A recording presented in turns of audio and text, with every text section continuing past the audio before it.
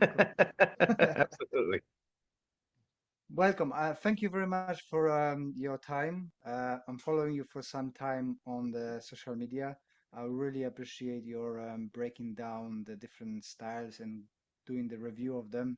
And I really, really appreciate your fairness because not always people coming back from the sports side of martial arts are so not opinionated about martial arts, the traditional ones. So yeah, I think I have a little bit of a background in traditional martial arts, maybe before not that many traditional martial arts. I did Filipino martial arts, which I guess you could say is traditional, but it has a combat aspect. That's my real foundation before getting into Brazilian Jiu-Jitsu. But I got into the sport martial arts very young.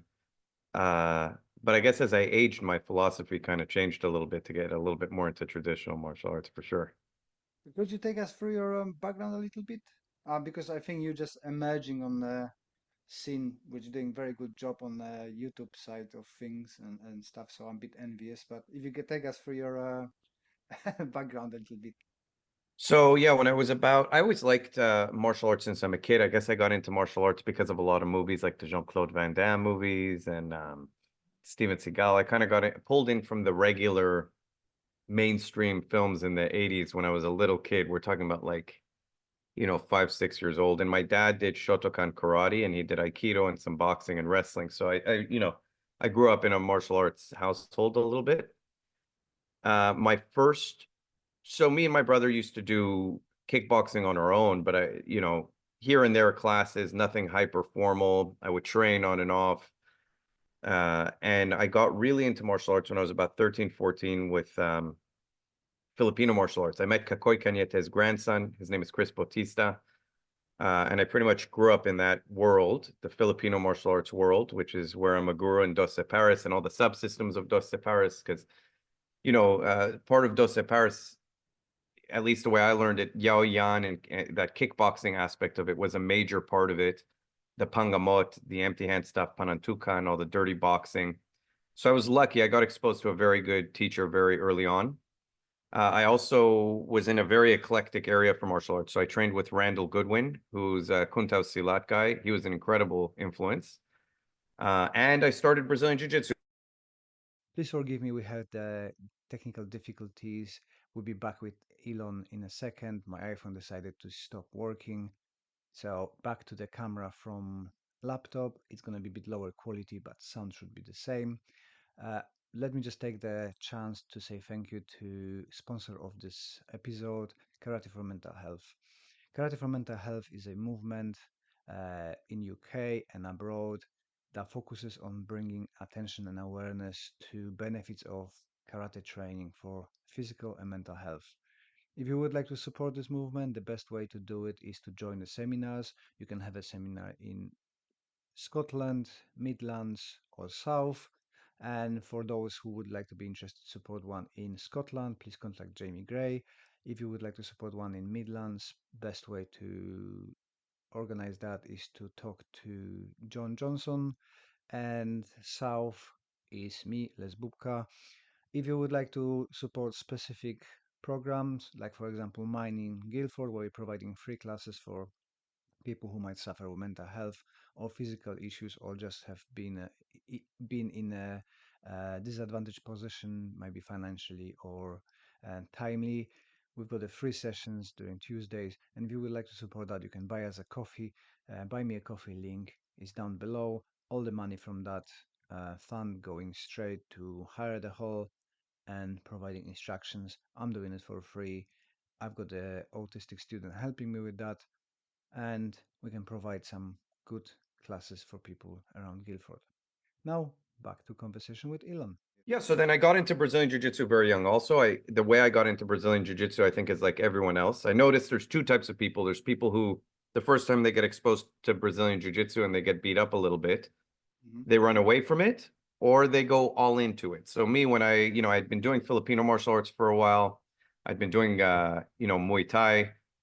There was a really, really good Muay Thai instructor in the same school where I learned Filipino martial arts. So I thought I was a tough guy. And then I just got whooped in jujitsu. And I'd never even heard of it. I didn't know what it was. And so I realized it's a whole part of my game or the martial arts that I'm missing. And I started doing that. Then I just always had a healthy curiosity for martial arts. So there was a Sambo school nearby. I started training in Sambo, ended up in New York. I trained with Sambo Steve for a little bit. I was part of Team Rhino out there under Carmine Zaki at the time. They had a split. So Carmine Zaki martial arts.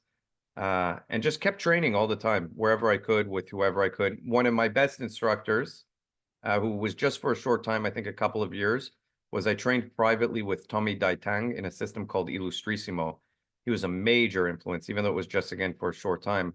But he had brilliant movement and brilliant body mechanics. And then I really, loved and I trained Kyokushin with Tom Callahan in Los Angeles, and I really love Kyokushin as a striking system. So I just kind of have an eclectic background. I have some foundational things like the Brazilian Jiu-Jitsu and Filipino martial arts are really things I never stopped, just did my whole life, black belt, kept going, kept going. But striking and everything was always just there on the side, training as well. So that's my background. Yeah, it's kind of a similar to mine. So I obviously a little bit different. So I've been always in karate, but then I've been exposed to wrestling, and that was my karate skills were crushed Hmm. with the first high throw and pin to the floor. I felt like I'm a tough guy, and yeah, not so tough. Um, and then I started BJJ as well, but I was one of those people who done it for half year. At that time, I was massaging for a job, and somebody overextended my elbow. Took me 6 months to fix it, so I decided I'll leave that alone because I need to earn money. But I'm Hmm. back. Second, I done 2 sessions. I'm back at 44 in Nova Forca team, and really enjoying it. There's quite a few people my age, so don't try to kill me. So it's okay. I mean, that's the thing with jujitsu, any type of grappling. It's as much as people say striking arts are hard on the body. I've never been really that injured in a striking. I've been kicked in the head, and dropped on the ground. Maybe a little bit of I've had like maybe minor concussions and things like that, which is bad. You don't want to have that repeatedly. Hmm. But what I will say about jujitsu is the wear and tear on your joints and your spine and your knees and your shoulders, tremendous compared to any striking art. I've torn my ACL, both knees, had a full knee reconstruction in my left knee. I've dislocated my shoulder 3 times, broken all my fingers just from stupid things on the mat. Like you go to place your hand to base and then your finger gets in a weird position. One time I was rolling, I felt something flopping on my foot. I looked down, my toe was, imagine you took the joint here and just flipped it completely and it was just hanging and doing this. And I popped it back in, I taped it, I kept rolling. And then by the time I got home, my whole foot had turned into a balloon. So yeah, all my injuries are on primarily, by the way, the big injuries are always on takedowns. Both my Hmm. ACL tears on a takedown. One guy did a flying heel hook on me for like it was just a weird thing. I was standing up, not really as much a takedown, but kind of took me down into a heel hook and didn't even give me a chance to tap. Hmm. And another one was again a heel hook in a Sambo tournament where I had partially torn my ACL. Then I did a single leg takedown, and because the ACL was partially torn, when I rotated, it snapped completely. Everything collapsed. So as you get older, I am a huge advocate of this. Adapt the way you train for longevity.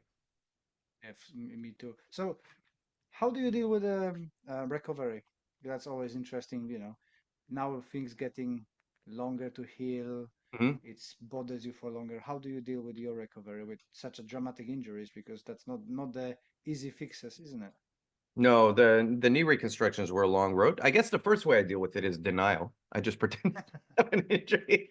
I walked. I remember after the knee injury, I ended up walking. It was probably like 3 miles to the doctor's office. I didn't have a car at the time.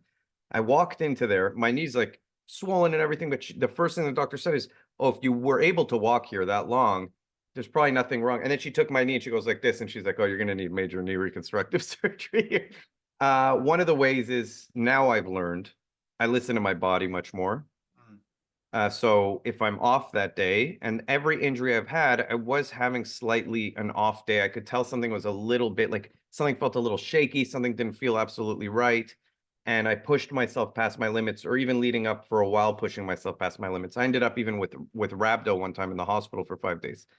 I've learned that you just have to listen to your body. You have to drink. Hydration is one of the most important things. That's how I got rhabdo. I just wasn't hydrating.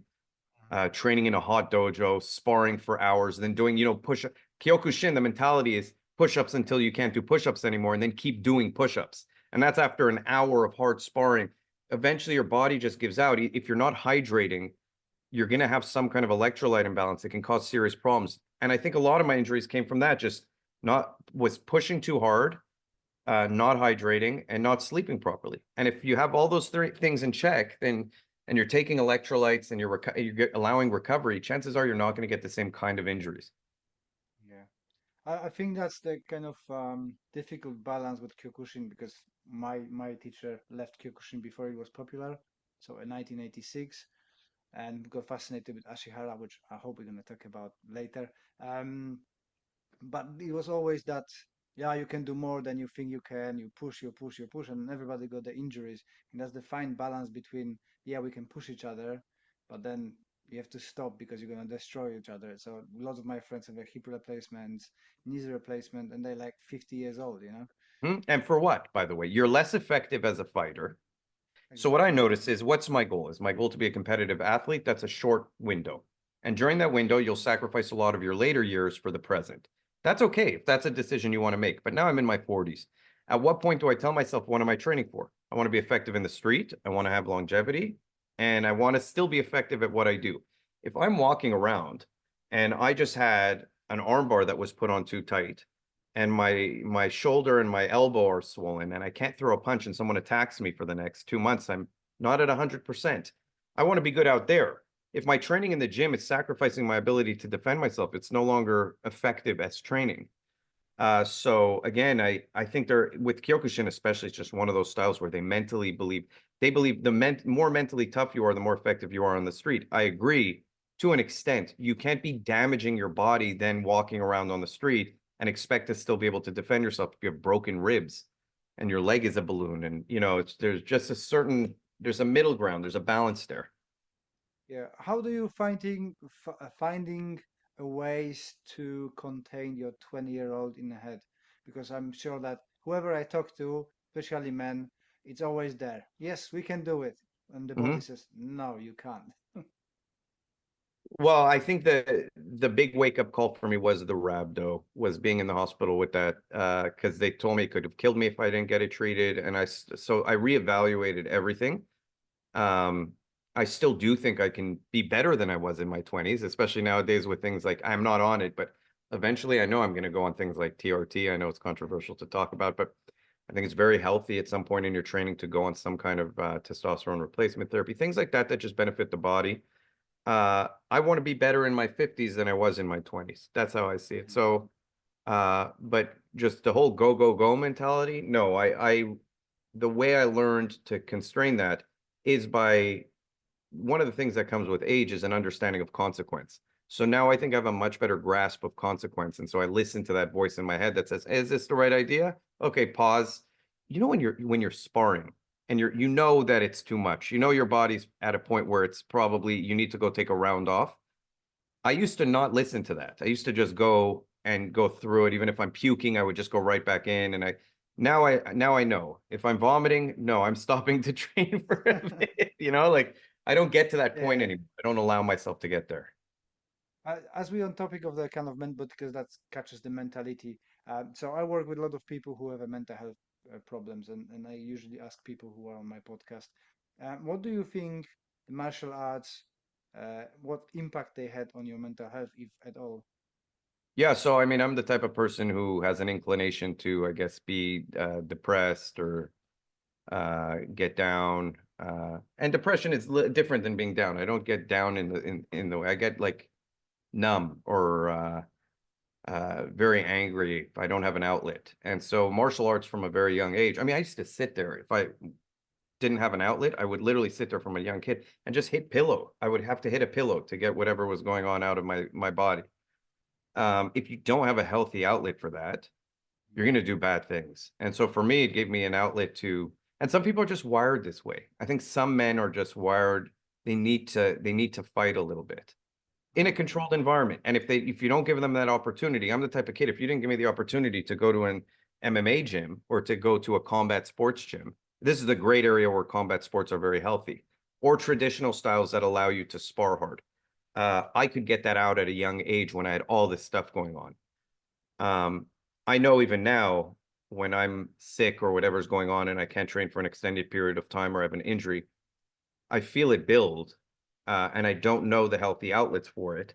And that's one of my big fears as I age, that eventually I'm not going to be able to do these things. And what's my outlet going to be? So I always look for other things. And I always try to adapt my training, but even just other things like painting or whatever it is, I need some kind of outlet. So for me, my whole life, martial arts has been my outlet. I'm happier when I train. I'm healthier, mentally much healthier. Yeah, I see that across all the, everybody feels better when they can smash butts. If Hmm. you give them a chance to just release that energy, anger inside, they feel better. It doesn't have to be much. You just let them do some angry stuff. Hmm. Yeah, So, we're designed that way. We're still animals in the end of the day. yeah, very true. How did you get into the all kind of YouTube and where the idea of kind of reviewing the martial arts around the world? Because you're going and finding the obscure styles, and like how you decide. I'm just losing my English today. Dissect. Dissect them and find the positive, negatives, and you have very, very balanced opinions. You can justify all what you say. You justify, which again I was thinking for a long time to do something like you do, but it's just my mind is scattered and I cannot put it in such a nice way as you do. Thank you. No, I appreciate that. Um, I think what happened was since I'm a kid, I like obscure martial arts. I find it cool. In the same way that kids like comic books or like people with Yeah. superpowers. I always felt like there's this whole world out there. And it used to be really hard. You used to have to go to the bookstore and find like the ninjutsu book, or you'd find the book that had like martial arts from all over the world with some Mm. pictures. I was obsessive. Dimak, everything. I was just obsessed with everything to do with martial arts. I watched every martial art movie. In fact, the reason I got into Filipino martial arts was because I had watched a movie at my grandmother's house. It was just on TV of this young Filipino kid who was doing the sticks. I didn't know it was Filipino martial arts.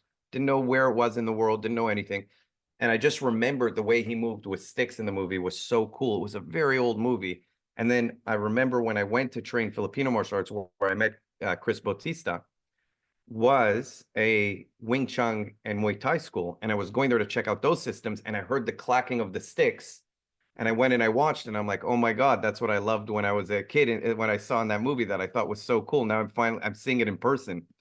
Um, so for me, the obscure martial arts have always been very interesting because there's so much going on there. There's martial arts to train, and then there's martial arts history, philosophy, anthropology, how people develop, why they develop the weapons they do, the movements, the spirituality. Um, and I love that end of things. So the YouTube channel was just my own curiosity. I've been looking at all these styles. I figured it'd be cool to just put some videos on YouTube and see if people could push me to styles I haven't heard before, which is what happened. The YouTube channel now, I get exposed to all these styles I would have never heard about. That I thought I knew a lot about martial arts. I thought I'm one of those guys you could be like, hey, have you heard of this style? And be like, yeah, of course I've heard of it. I've trained it. But no, there's like thousands of martial arts, these obscure martial arts, and they all developed in their own unique way. And some of them are completely different than what you would expect for that part of the world and how they got going. So that was the point of the channel. And so I'm just very passionate about that kind of subject. Which martial art do you like the most from so far what you've done? That I've What trained or that I no that would that you want to co train. that you cover that you I know you're a fan of Ashihara. Yeah, I love Ashihara. Yeah, I was gonna say Ashihara. If I could train any system right now, if there was any school near me, I would train Ashihara. I just did a video on Bajishuan. I Yes. hope I'm saying it right. And I find that it's a very, very, very cool system. And I've never got into Chinese martial arts. Chinese martial arts were never my thing. I've been to numerous Wing Chun classes, just could never get into it. I've been to some more like Shaolin classes where they're doing the forms and everything. I just it wasn't for me. But when I saw the Baji martial arts and the way they move and that they spar and the way they incorporate their form into takedowns, I love systems that are transitionary. You look at Sanda, combat sambo. I talk about this on the channel, but systems that take you from striking to takedowns in a very smooth, cohesive way. Again, even in MMA nowadays, people use their foundation and then there's a bridge that they have to cross before they go into either if they're a striker and then they go into a takedown. You see jab cross, I change my level, I shoot. It's very structured block. But some of these styles, like Sanda, the way they sneak into their takedowns are so beautiful that it's just so fluid, it's cohesive. The transition is where the takedown happens. And I love that it's in the moment of stepping in that they're already going for the takedown, as opposed to strike. Now I change, I close the range, and now I go for my takedown. So yeah, Ashihara would be if I could train any system right now. If I could have any school that I made pop up near me, it would be Ashihara. Secondary to that, right now, just after doing the Baji video, I would love to train Baji Chuan because it's just totally outside my element, Chinese martial arts. I will say this, my next video is on Taekwondo, and I've been going to a Taekwondo class, and I'm trying to find a consistent one. And I have so much to say about Taekwondo, but I'll put it in the video. I'm actually surprised by some of the things I like about Taekwondo. But I will say this about Taekwondo, it's completely a supplemental system if you're training it for self-defense or to be better at combat sports.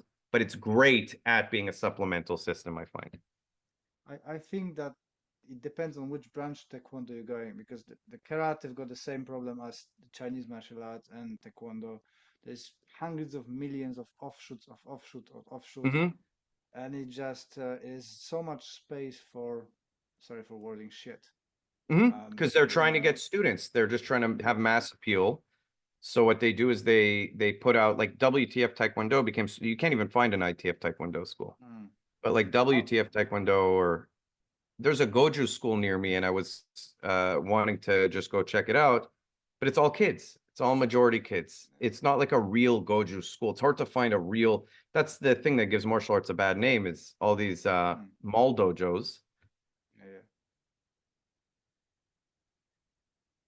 Sorry, Sorry? no, yep, yep. Oh, But no. that was done. Yeah, Yeah, that's the thing that ruins martial arts is, there is a money and business aspect to it. So a lot of martial arts got watered down. You look at martial arts in the 90s, they were much cooler than they are today, I find. for sure. I was gonna suggest something for you. Maybe you wanna cover. So I'm kind of in a circles of kind of restoration project, which is called the Practical Karate, and the Hmm. leader of that is guy called Ian Abernathy, who takes karate completely back to its origins for self-protection. Would be nice to see your opinion on it. I drop you links to what I mean because it's all about the practicality within the law, within the self-protection system. I think you would enjoy that. And Ian is really nice guy as well. The name Ian Abernathy sounds familiar also. Maybe did you mention him He on the comments before, or maybe someone else did? maybe somebody else, but I probably as well. We good friends, so we've just been teaching seminar last Sunday on kind of more practical application and how the he's got. So we done this uh, deciphering kata. So we done some exercises that you're teaching a group of people, then that group of people. So you're starting with so I don't butcher that. You start with a application for two attacks, Hmm. then you put it in a kata in a form, then you go you teach other group without telling them what the application what you defending against, then they have to formalize it so they can teach people with like a standard form, and then they have to figure out the bunkai from it or application, So and it's really you're creating your own kata essentially in the it's process. just for exercise to see Yeah, how it's actually great. rowing through it, and it comes up. People come up with all sort of different application. Some getting spot on what you based on. The others go completely different way. But it's very interesting exercise to see how it went from Okinawa to Japan to Europe, and it become a sport karate or just dance. But but that's from a kind of very traditional point of view on the traditional katas, which I kind of more enjoy the Taisabaki and Ashihara because my teacher, when he left Kyokushin, was all about copying Ashihara and developing his own kind of way of moving, but it's based on Taisabaki. So I did some competition with Ashihara and Enshin Karate, and I'm really, really enjoying it. The only thing which we had to change, and that's from my Polish Kempo teacher friend. We added the hands to the head because he was keep saying that, you're looking like a tourist from behind the bush. Mhm. Whack, whack. Hide behind the Well, that bush. is the big problem. I mean, you have to supplement. So I think for me, sparring is people look at sparring the wrong way. I think all sparring is really a drill. Yeah. Because sparring will never reflect a real fight. You're trying to get close to reflecting a real fight, but what you're really doing is you're developing certain skill sets in sparring. So different types of rules give you different types of skill sets. Some sparring will give you just great understanding of timing and distance. Some sparring will give you toughness. Like Kyokushin sparring will not give you any understanding of distance and even very little timing. It'll give you 100% toughness, power, and being able to throw combinations in the pocket.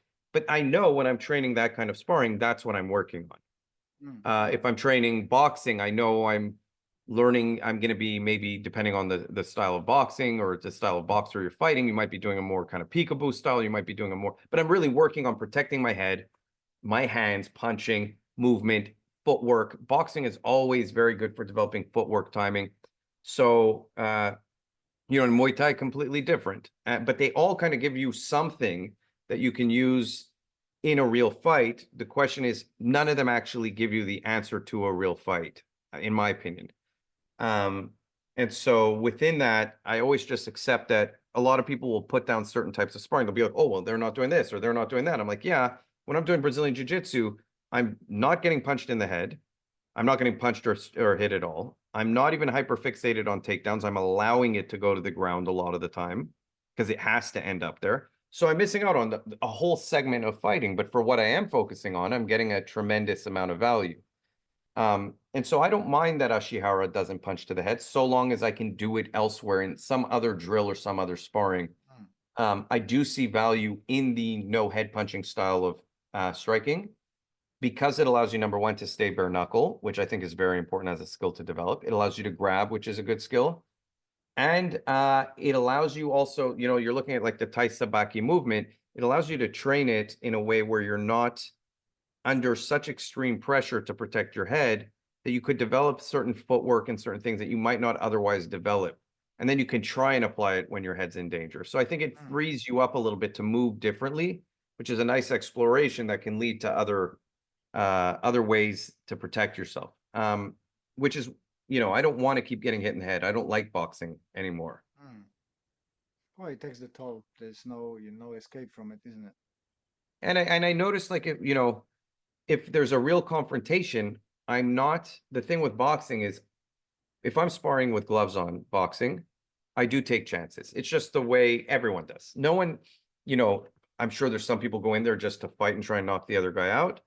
But 99% of people who don't want long-term brain damage, we're playing, we're moving our head around. We're here, we jab, we move. The guy throws a jab at me. I try and slip, and counter, throw the underneath. That's not how a real fight's going to go. At least not for me. A real fight for me, am I going to use my jab? Maybe, but it's not, everyone always says the jab is the most effective tool. The jab's the most effective tool in combat sports. In a street fight, a lot of the time they're in your face this close before you even have a chance to throw any type of jab or of any kind of reaction. It just comes at you. It's very extreme. It's very fast and very aggressive. Your jab will not be as big a part of your game as you might believe. Even a full cross, even punching in general. Sometimes it's just too fast and too close. Does that mean boxing's useless? No, I think boxing is one of the best elements of self-defense training, but I do think that you have to take it for what it is. So again, with everything, there's a place for it, and you train it for a reason. But yeah, I see sparring as completely different than self-defense training nowadays.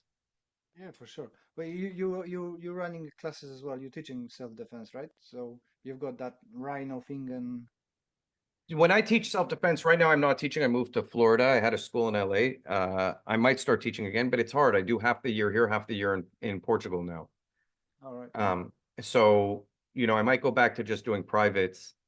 And I'm also focusing a lot on my own training again. And that's why I like the channel. At least it keeps my mind working. But when I teach self-defense, I teach very, very specific things. I teach number one, it's totally different, situational awareness. You have to know that there's a potential threat before the fight happens. If you're waiting for the fight to happen to prepare yourself for the threat, it's too late. And I see a lot of guys, even pro fighters, who allow someone to get face to face with them and their hands are down. It's already done. Someone's close to you and your hands are down, you've lost the fight.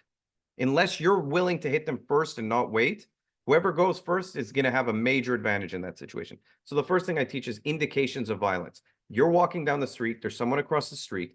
There's ways to protect yourself before they come close to you, just out of sheer awareness, versus waiting for the confrontation to happen. Even things like putting your back against a wall so someone can't get a, maybe this is something growing up in the Middle East. All my uncles, taught me, if you're walking in an alleyway and you stop, your back goes against the wall. If you're two people, you should go in a 45-degree angle each so you can get a field of view. Just little things like that it doesn't seem like it's combat sports. It's not, but it is self-defense.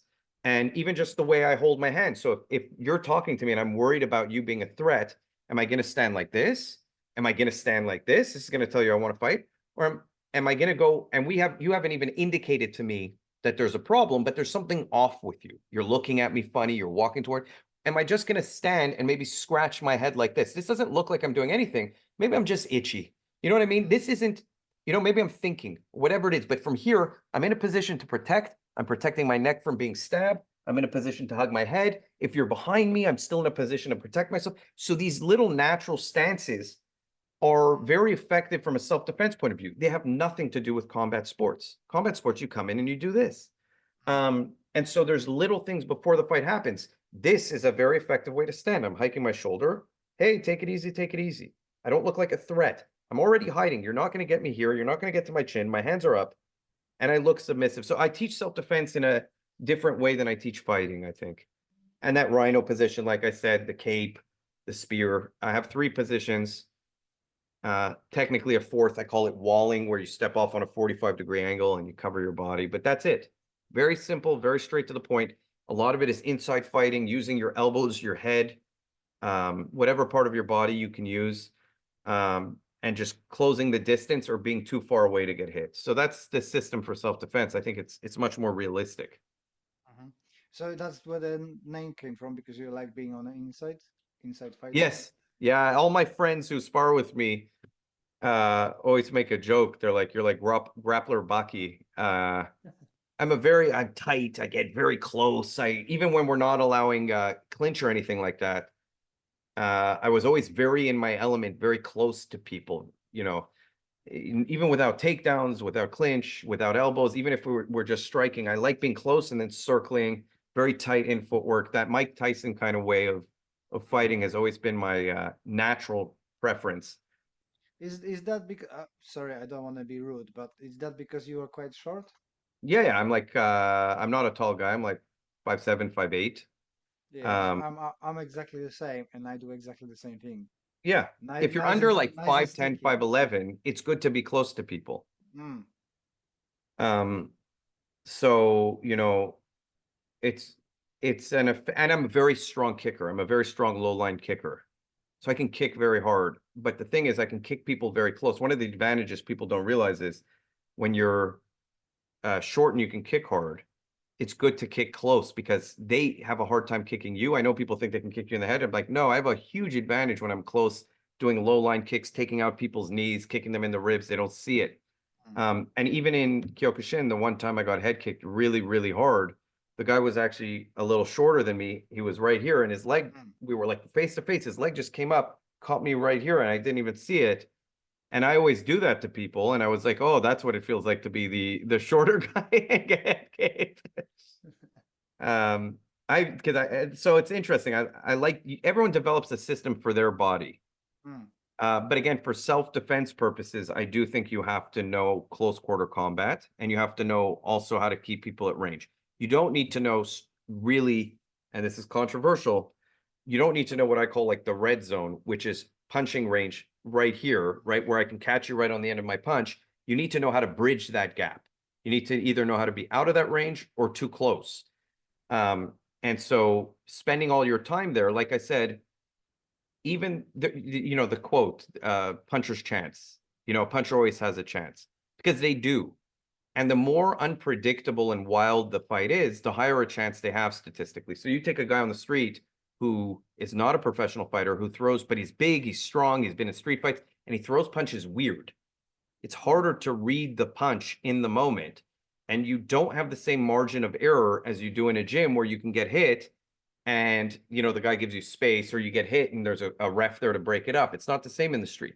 So you can't take chances in a street fight. You have to, for me, a street fight, getting knocked out or getting phased is the equivalent of death, right? That's how you have to look at it. So if you catch me and I'm dizzy and I'm on the ground, that's death. If you catch me and I'm knocked out, that's death, because at that point I'm no longer capable of defending myself.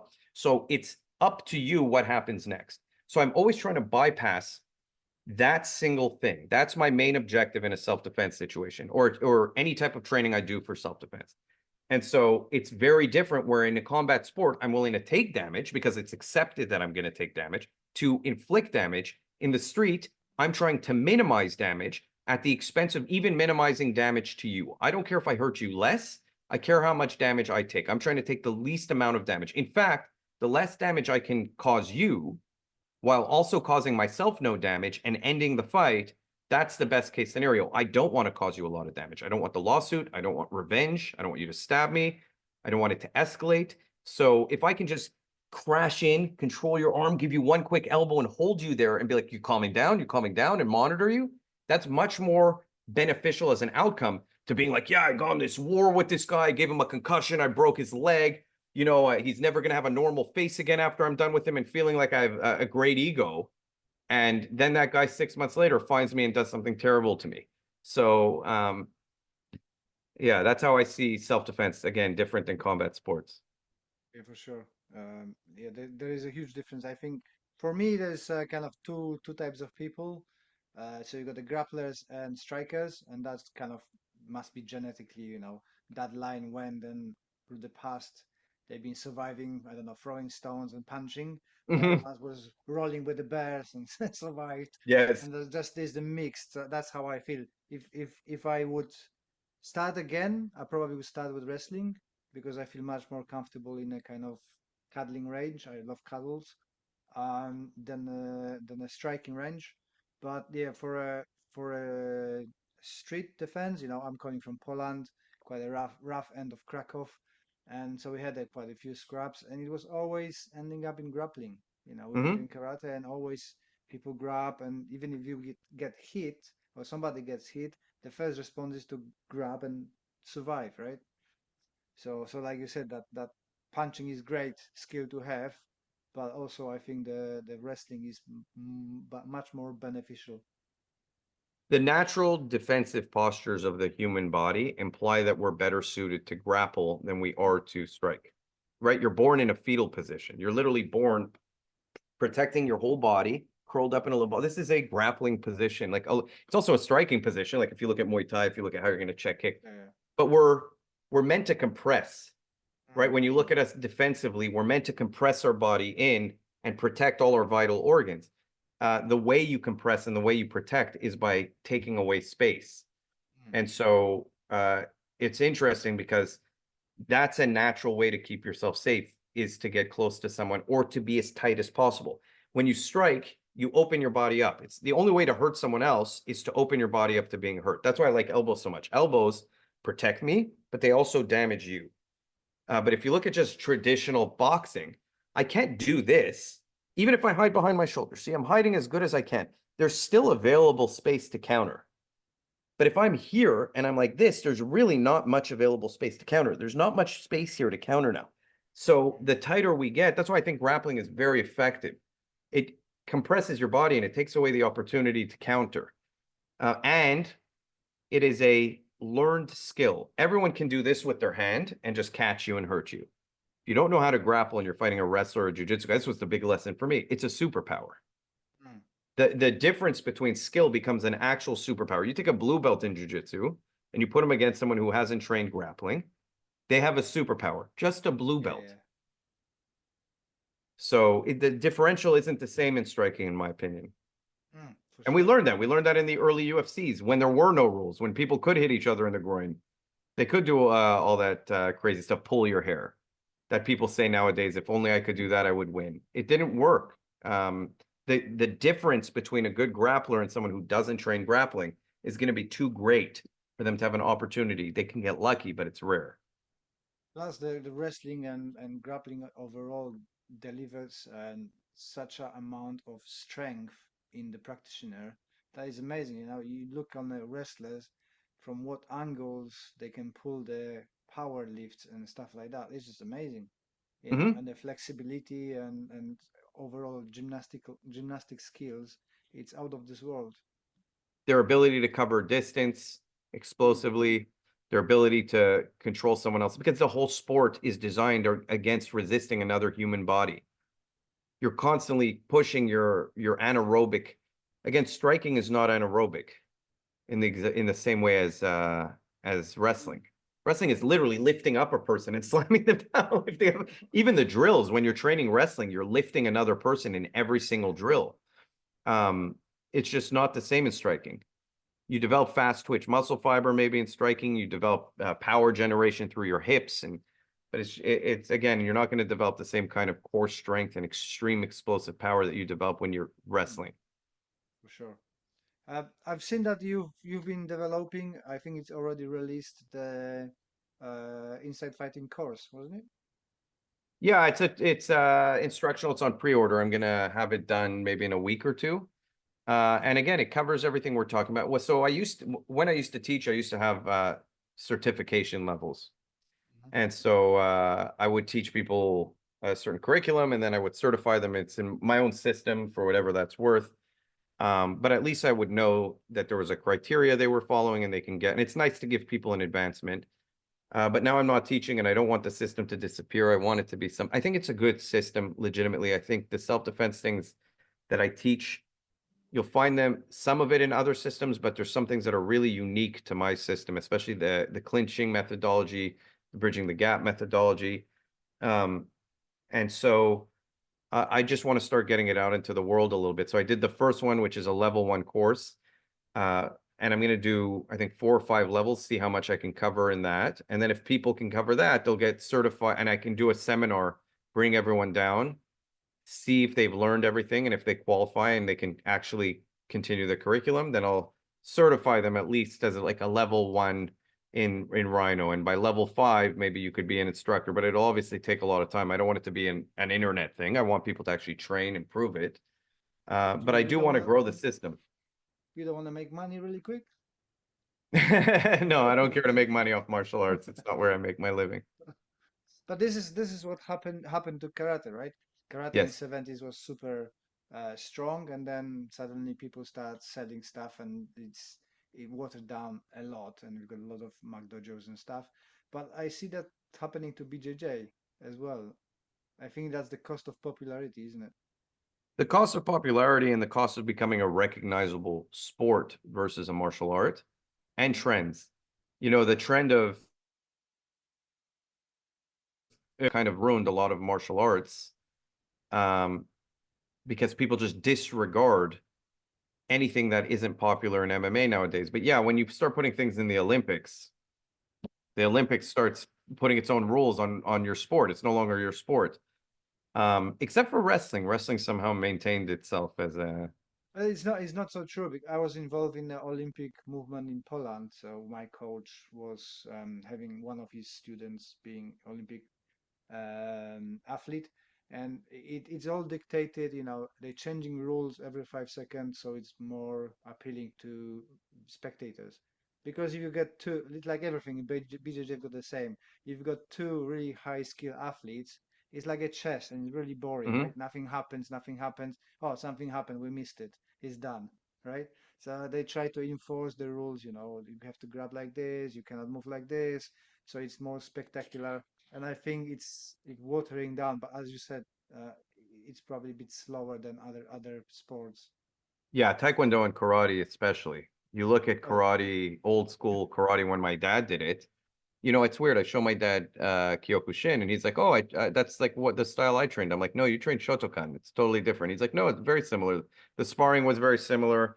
I'm like, "Well, that doesn't make sense because I showed him Shotokan today and he's like, "I don't recognize that." He has no idea what that is. They used to do full contact sparring with takedowns, with everything. Um, and they used to train for hours and beat each other up. And now, same for Taekwondo. I mean, I was looking at Taekwondo in the 80s and 90s. and they generated a lot more force with their kicks. They closed distance differently. It was a little bit more intense. And these sports become very popular. They become, like I said, they become mall dojos, and they want to get, the parents and the kids in. Which again, if you're trying to make a business and you're trying to make money, that's the way to do it. It's just the reality of what it is. But it's hard then for someone like me to find a school where I want to train outside of the systems I no longer want to train. I don't want to do Muay Thai anymore. I don't want to do Brazilian Jiu-Jitsu. I do Brazilian Jiu-Jitsu. I train, but I don't need to go to a school for it. I have my crew. I have my people I train. I could teach. I did teach Brazilian Jiu-Jitsu at numerous schools. And I have my guys I train with. I've been doing it 24 years. I'm where I'm at. I'm not trying to become a world champion. So I want something different. It's hard for me to find. The only place I still find tough, real, authentic training is Kyokushin schools. That's what made me so obsessed with the system. They seem to just keep doing what they're doing. They don't care what the world says. Yeah. Is there no ancient schools around you? Because they're No, quite I popular wish. in States. No Enshin and no Ashihara near me. I'd be very happy if there was Enshin or Ashihara. Even Kyokushin right now, the school where I was training at, I moved, is 45 minutes away to an hour away. It's very hard. Mm. And the other Kyokushin school closed down. No. Too hard training, eh? There was like 3 people going and training, and now it's no longer there. It's very frustrating. And even when I had my school in Los Angeles, I got a lot of students, but I got a lot of students, I think, because of the promotion I did with the Filipino martial arts. But when people came, I had to divide up the guys who I know were willing to be fighters, or never mind professional fighters, but were willing to incur some kind of physical damage in training versus the ones who weren't, because the ones who weren't would drop out very quick if I was doing anything other than what they expected. In other words, if I gave them the intense sparring that I gave the other guys, they wouldn't come back the next week. It was too much for them. And so you lose students like water. They just drop off when you start doing that.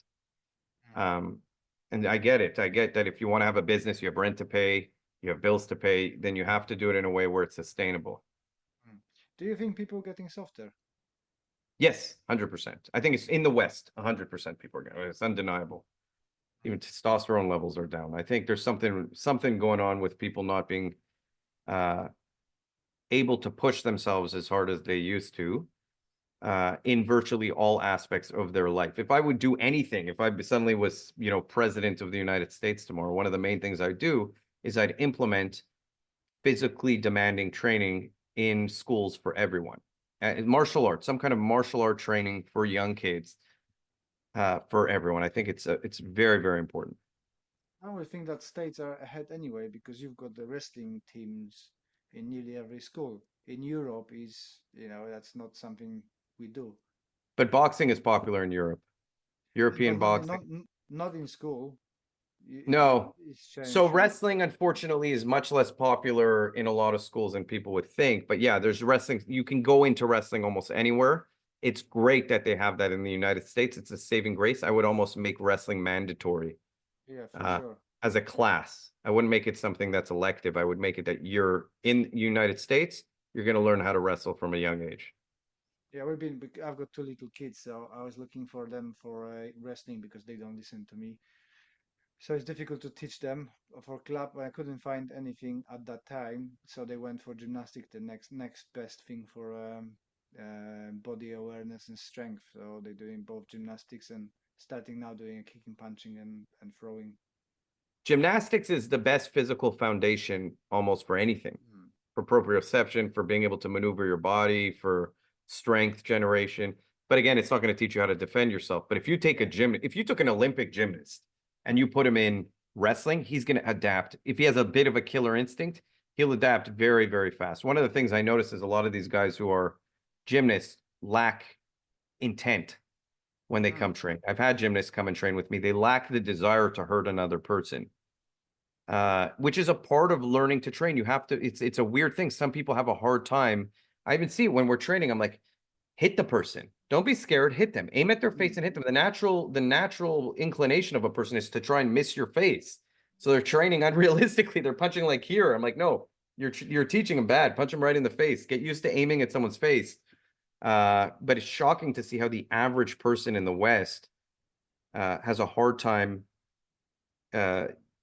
causing physical harm, and there's a lot of bad people, because then there's a lot of people who can't defend themselves, and then the people who are willing to take advantage of people are the ones who are willing to hurt people, and they know that people are soft now, like you said, and then it's open season on people. Yeah, we've got the same problem actually today as well, being correcting done some boxing drills, and it's like, why don't you punch here? Oh no, it's going there. No, you're doing me this favor. You're doing me a favor. You're actually making my training worse, because if I don't have to Hmm. move, then I don't have a realistic target to do. So yeah, Hmm. especially with nice people, they just try to avoid hurting people, and that switch is super important, especially for the self-defense, right? You have to immediately switch from a nice person to be a bit of a little bastard to protect yourself, because if you're gonna be Hmm. nice, they're just gonna roll you over. Yeah, you have to be willing to turn it on. I think that's why adrenal stress response training is, that's the big fault of traditional martial arts, is they his at least in recent years don't address and didn't address that kind of adrenaline response, that ability to push yourself and feel that stress and then work through it. That's one of the most important things in a self-defense situation, is being able to deal with the stress response. And you can only get that through a system that puts you through stress. Hmm. Um, I think it doesn't have important to be part of sparring, by the way. I don't think it has to be sparring. If I put on gloves and I tell you you're going to stand against the wall, all you're allowed to do is cover your head and protect yourself. And I just start punching at you, and you have to protect yourself, and you're freaking out. That's going to give you the same kind of stress response and same benefit as if you went and sparred. It's just, again, I see sparring as drills. So that is a very similar thing. It's just, obviously suited for that environment, for that situation. I think as well, taking part in a competition, doesn't matter it's wrestling or whatever, um, gives you that adrenaline rush, because you've got actually somebody who wants to take your head off and Hmm. hurt you, not literally kill you, but it takes you and want to submit you or beat you up. Hmm. So it's the same kind of rush, right? The closest to what we can get to the real one. It's also great because you don't know the person a lot of the time until you're like a super pro level that you're fighting against. I remember when I used to go to jiu-jitsu tournaments, I had no idea I would try and watch them on the mats. I would try and see how they did with other people. And sometimes you would see these guys who you knew were sandbagging, doing like backflips over people. You're like, oh God, I'm gonna have to fight that guy. He's like, I was in the 145-pound division. This guy looks like he's 175 pounds cut weight, super ripped jack dude doing backflips and flying arm bars on people in grapplers in no in Naga or whatever it was just out of control. And you're like, okay, you have grapplers quest back in New York and all that. The guys sometimes would sandbag so hard. They were just guys who wrestled, like you're talking about, since being little kids, and then they would do a year of jujitsu. And they'd say, "Oh, well, I'm a beginner in jujitsu." I'm like, "Yeah, but you're also, 14 years into doing wrestling. You're not a beginner grappler. You're a 14-year in grappler." Uh, is that kind of the flow in BJJ, isn't it? Because there's no really verification. People will not gonna say, "Oh no, I'm a kind of professional level wrestler. I just done 2 months of jiu-jitsu. I'm Hmm. going to the win." And people want to win everything, not always fairly, isn't it? Yeah, I mean that's why I think no-gi grappling tournaments are better, where you just put down the years of experience you have. Mm. So it doesn't matter. You're a wrestler, you're a sambo guy, you're a jiu-jitsu guy. If you've been doing it for, 5+ years, okay, well now you're in the intermediate to advanced division. If you've been doing it, whatever, then based on age, it's just, otherwise it's stupid. Otherwise you do get guys who've been doing. So if I do sambo for 15 years and then I do a year of jiu-jitsu, you're gonna put me against the white belts in jiu-jitsu because I'm a white belt in jiu-jitsu. It's crazy. Yeah, but it happens, isn't it? It happens a lot. Yeah. Mm. Uh, can you tell me where people can find your stuff and your course, promote your course, because you've been very modest about your course. So I think you deserve to have a bit more recognition. So I'm gonna try to help you promote it a little bit. Thank you. Yeah, it's I created a store called InsideFightingStore.com. It's pretty straightforward, InsideFightingStore.com. And the podcast is on YouTube, you just type in @inside_fighting. There's another Inside Fighting account, but you'll quickly see the difference. There's either mine or his, so Hmm. they'll recognize me if they want to I mean, find me. I put the links in the description below so you guys can find the right inside fighting, not right one. Awesome. I saw you do also karate jutsu, right? That's your.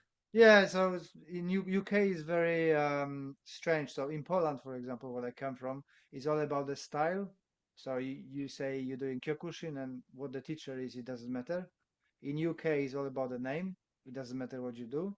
So I rebranded to less Bubka, so my name Karate Jutsu. So it's more generic and people recognizing me. And Oh, nice. yeah, it rolls that way. I don't know why. In Poland, if I done that, nobody would want to talk to me. He's like, what style are you? Oh, well, I'm less. Well, I don't care about that. What style are you? Where are you coming Hmm. from? So it's completely different environment. I had to change a lot of how I think about martial arts in UK. It's Yeah, interesting. but yeah, I'm kind of with the Russian offshoot. Well, it's a complicated story because my teacher never, he told me, oh, communist times only let us be in. So I left the Kyokushin and started in that Russian mix of Kyokushin and Goju-Ryu called Shinaido. But I never found any proof of that. So I think he just didn't want to take credit for what he created. It's purely based on Ashihara and trying to, that's again Polish mentality. There have to be some secret master Hmm. great somewhere in Okinawa sitting in a cave, hermit who pass you the knowledge, then you're legitimate. If you say, "Oh no, I done my stuff," it's like, "No, no, no, that's rubbish." So I think he was just afraid to take credit for it. So I never find any people who done it. I heard about people coming from Russia training with him, but never found contact with anybody. So I'm the only one at the moment doing this Shinaido karate, which is way of true harmony. Interesting. So, but it's very similar to Enshin Nashihara, when I go and train with guys, it's just like being home. Yeah. Well, I saw your channel, and it pretty much looks like Ashihara a lot. Yeah. Very, very similar. Yeah, but I like to play with traditional kata. I'm kind of, like I said, I'm in a practical application, but I'm kind of on the outskirts of it because I do it purely for fun. I've got my core things that I practice for self-defense, and the rest I like to deciphering the kata and having things that work, things that are fun and things that are unrealistic but super fun.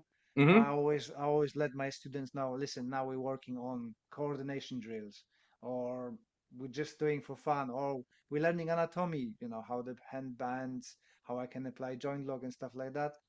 But I just try to be transparent because I think the biggest problem with karate at the moment is that everybody tries to brand themselves as doing everything. So we're doing sport, we're doing self-defense, we're doing this and that.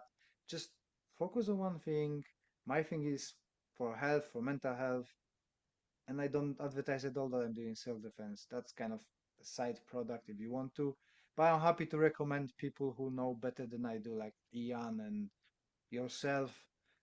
So I'm happy to promote people because I know my value, I know where my heart sits, and my students know what they do. So Well, hopefully we get to train together one day. Like I said, I'm in Portugal half the year, so I'm going to travel when I'm there. So maybe I'll try and make it by.